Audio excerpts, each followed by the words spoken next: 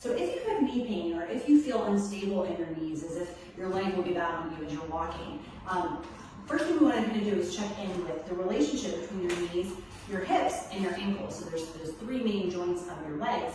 Those three joints need to be working well together and have a harmonious relationship.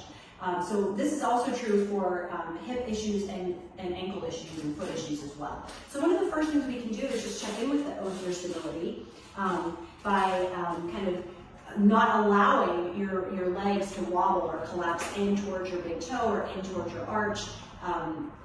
If you're someone that has bunions or quote unquote flat feet, this might feel a little challenging. So the first thing you do is you place the Yamana ball between your legs, pretty high up there. You want your toes facing forward and you want your thighs lined up with the pointy parts of your pelvis that stick out here.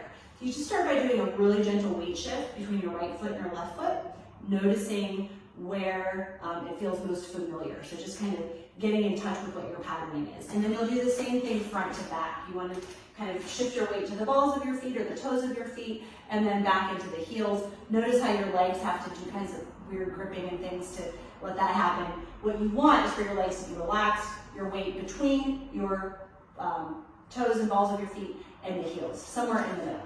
So once you've kind of found that sort of easeful point, then we're going to start by bending our knees. So you take an inhale.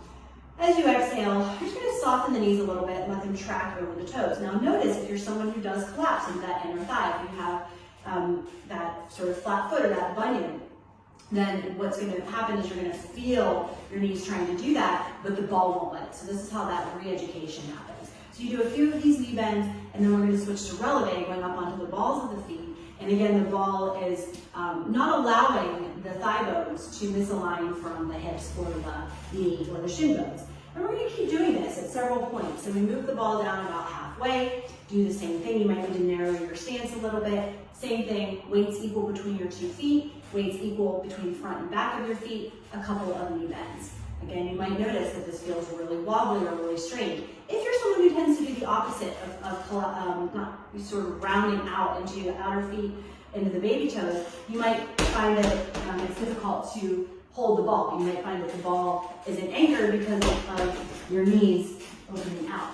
So you do it again just above the knees. You'll do it again just below the knees, again narrowing the stance as needed to keep the ball squeezed between the legs.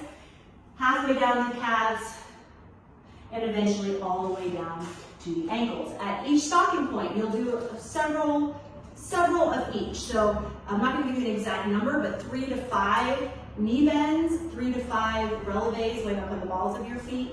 Again, finding where you're wobbly, where it feels like you might not have as much stability. This is how we start to not only notice what our patterning is, but actually re-educate our patterning.